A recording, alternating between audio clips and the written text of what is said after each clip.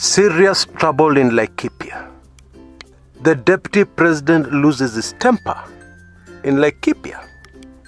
And Kenyans are shocked. Well, the truth is, they should not be shocked. Indeed, regulars of this channel should not be shocked. Because they have information that would make the events that unfolded in Laikipia boring, ordinary, predictable, as bad as it was. What exactly do I mean? Well, you'll find out very quickly on my show today. You see, to understand stuff, you can't avoid history. But we have been told wachana na history bwana, ina bore, wachana. Tuambie mambo ya saa hii. So we are not supposed to talk about history. But we are supposed to understand the character of the persons involved. Now, how does that even happen? How? You tell me. Anyway, there's some very interesting stuff coming up. Stay with me till the end, and you will totally understand. Karibu sana!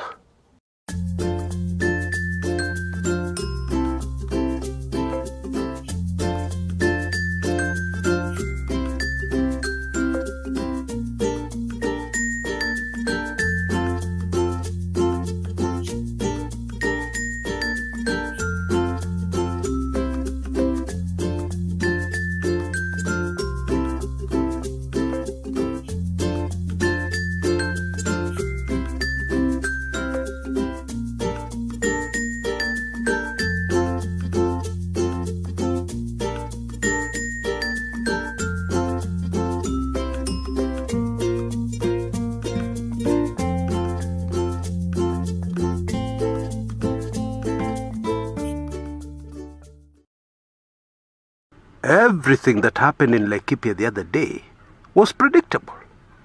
There were absolutely no surprises. But it would seem that most Kenyans are shocked. Most Kenyans are surprised. Why? Because they don't have certain information. They don't have the history. We're told sahau history, hii mambo ya history wachana nae. They don't have the history. They don't have the geography. And because history is boring, these Kenyans who are shocked cannot even begin to understand the character of the men involved. The character of Maina Njenga. The character of William Samoei Ruto. The character of Eden Duale, who appeared on a TV talk show to speak about what happened in Laikipia. And to accuse one person and one person alone for being responsible. Wow. And it's going to get worse as we draw closer to the general elections. You know, I remember in the days of my political lecturer, I would come and give him an analysis that I thought was very smart, very clever. And then he'd just look at me and ask me, what is the history? What is the geography here? I was young in those days, and you know the young. In fact, the Chinese have a very good proverb, sarcastic one. Ask the young, ask the youth. They know everything. And so I would find this question from my political lecturer annoying, a waste of time, wasting our time to get to the nitty-gritty of the issue. And so I understand Kenyans. I was there. I understand young Kenyans. Somebody is 20-something and is trying to predict the outcome of the next general elections. By the way, I have nothing against somebody being young. It's good. Now, jana ni maji moto. Enjoy it while it lasts. But be careful to gather something to assist you in your later years. Gather wisdom. Wisdom is better than money. Wisdom will help you where your money cannot help you. What is the character of Maina Njenga? And today I'm going to be very blunt. Maina Njenga is a mobilizer. Maina Njenga, when he was in school, used to predict what the news bulletin would contain. The 1 o'clock news, well in advance. And I'm not talking about the first item. Because in those days, the first item everybody knew, everybody could predict. Mtukufu Rais Daniel Arap Moi leo alisema, yes, that was the first item. I'm not talking about that. The other items, he could predict them very accurately. So the question that comes to mind is, what powers was he using? I don't know, but I can tell you they are not biblical powers. They are not powers from Almighty God. Because as you may know, there are only two powers on this earth. So jijazie. Maina Njenga's Mungiki used to do very evil things. But to be fair to the man, we know that later on, he converted to Christianity. Indeed, we were told he's born again. And to be brutally honest, we're yet to see the fruits of his conversion. Yeah, and therefore we must stick to what we already know about this man's character. We also know that the driving force in Maina Njenga's life right now is to become the next senator of Laikipia. Now, from all that information, bottom line, anybody in Laikipia who tries to do anything that is against Maina Njenga's objectives, the result is very predictable. They'll be booed. They'll be heckled. They will not be allowed to proceed. Pure and simple. The character of a man. We also know that William Samoei Ruto, our deputy president, and a candidate for the presidency in 2022, has a temper that is the stuff of legend. Now, the Swahili have a saying, hasira hasara. The problem with having a temper if you're a leader is that you can do things, make decisions, in your rage, that you will come to regret later. Make decisions that will destroy people because you have power. You're a leader. That is a fact. And we all know that some people online have been trying to make a very big deal of the deputy president losing his temper. In my opinion, he didn't lose his temper. He just came close. Because when you see the deputy president having lost his temper, you will know what I'm talking about. And so, in my opinion, absolutely no surprises from Laikipia. And we should expect this trend to continue.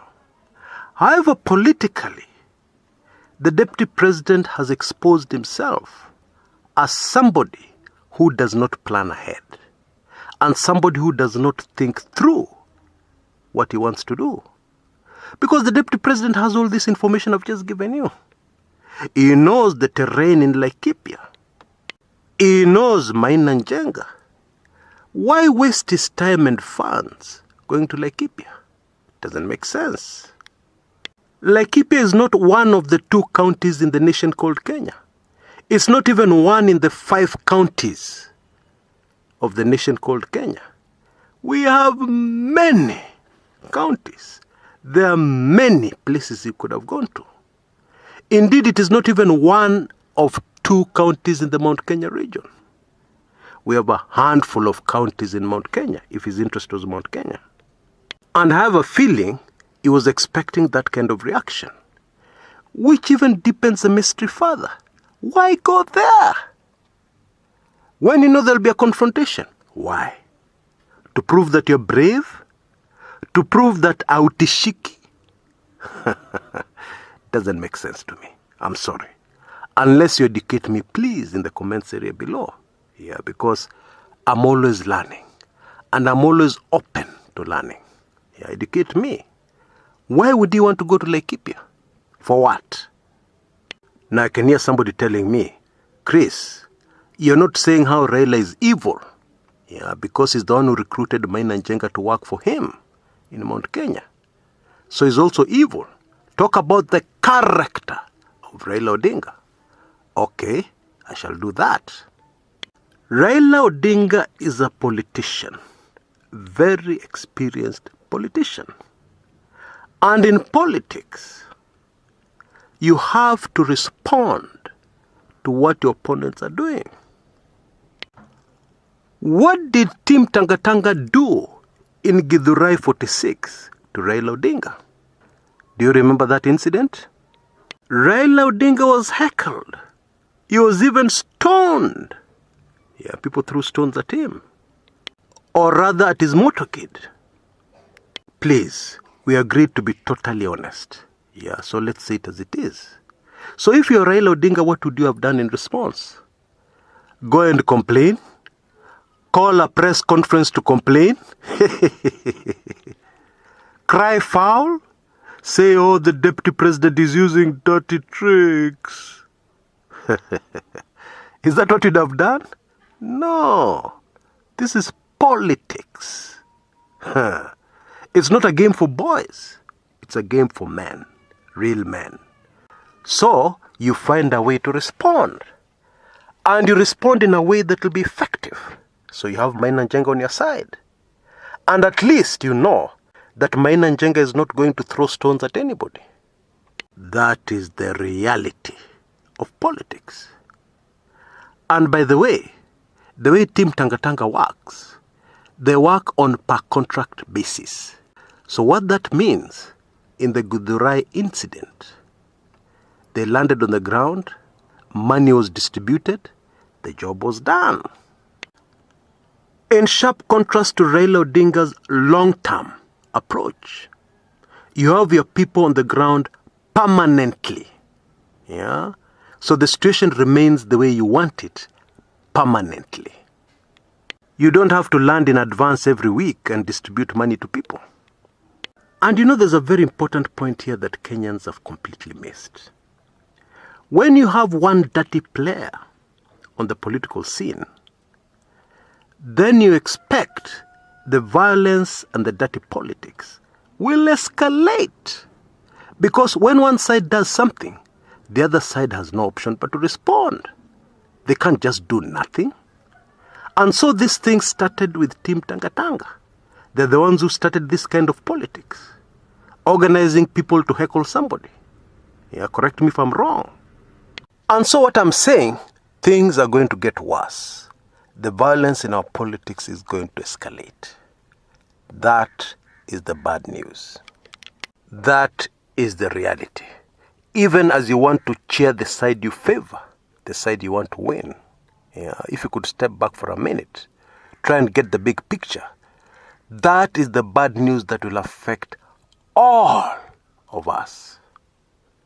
Until next time, this is Chris Kumekucha.